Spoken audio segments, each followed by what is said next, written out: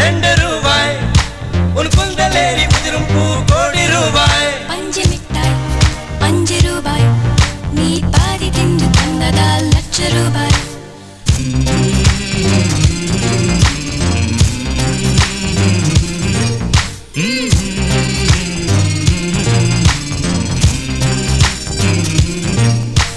காதலிக்கும் பெண்ணின் கைகள் தொட்டு நீட்டினால் சின்ன தவறு கூட தங்கந்தானே. காதலிக்கும் பெண்ணின் வண்ண கண்ணம் 2லே இன்னும் பருவம் கூட பவழம் தானே.